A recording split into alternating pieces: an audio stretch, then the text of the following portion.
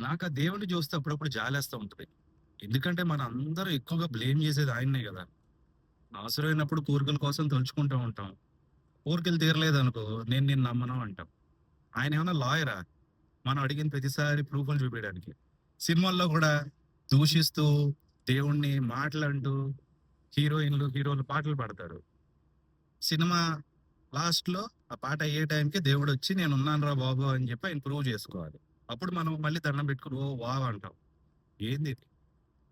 చాలా కామెడీగా అనిపిస్తది. నేను గూడా చాలా సార్లు చిన్నప్పుడు నేను నిన్ను నమ్మాను గదా! నాకు ఈ పని చెయ్యి. నేను నిన్ను నమ్మాను గదా! నన్ను ఈ కష్టం నుంచి బయటికి తీసుకురా. నేను నిన్ను నమ్మాను గదా! మా పిల్లలకి పెళ్ళిళ్ళు చెయ్యి. నేను నిన్ను నమ్మాను గదా! నాకు జాబ్ తీసుకురా. లేకపోతే నా పిల్లలకి జాబ్ ఇప్పిచ్చు. అలా లేకపోతే నమ్మను. ఆ! ప్రతిసారి నువ్వు 100 కోరికలు కోరుకుంటే, ఆ 100 కోరికలు నిజం చేస్తేనే ఆయన ఉన్నాడా? లేకపోతే ఆయన లేడా? ఇదెక్కడ లాజిక్? బేసిక్‌లీ మనం అర్థం చేసుకోవాల్సిందేంటంటే, మన నమ్మకం ఉన్నా లేకపోయినా ఆయనకి ఏం ఫరక్ పడదండి. అర్ధరాత్రి లేసి ఏంటంతా చీకటిగా ఉంది. సూర్యుడు లేడా?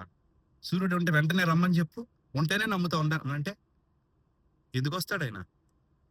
అనుకున్న ప్రతిసారి వెంటనే అన్నీ జరగవు. వెయిట్ చేయాలి ఒక్కోసారి. నువ్వు నమ్మినా నమ్మకపోయినా ఉన్నాడా లేదా అని నువ్వు నమ్మినా నమ్మకపోయినా హీ నోస్ ఏ టైంకి మనకి ఏది ఇవ్వాలని చెప్పి.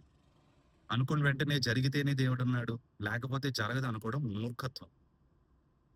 Basically we all just have faith to fulfil our needs and wants. మన కోరికలు తీర్చుకోవడం కోసమే మనం నమ్ముతాం. అది నిజమైన భక్తి కాదు. ఏం జరిగినా, ఏం జరక్కపోయినా భగవంతుడు అనేవాడు ఉన్నాడు. నన్ను చూసుకుంటున్నాడు. ఏదన్నా నేను అనుకున్నది ఇచ్చినా నా కోసమే, ఇవ్వకపోయినా అది నా కోసమే. కొటేషన్ ఉంటది ఇంగ్లీష్‌లో. When God doesn't give you what you want, it is his protection. When he gives you what you want, it is his blessing. So 2 మన మంచి కోసం. సో దేవుడితో ట్రాన్సాక్షన్‌లు ఆపి నిజమైన నమ్మకంతో ఉంటాం. మనం ఒక నమ్మకాన్ని పెట్టుకుంటే, ఆ నమ్మకం వల్ల మనకు ధైర్యం వస్తది.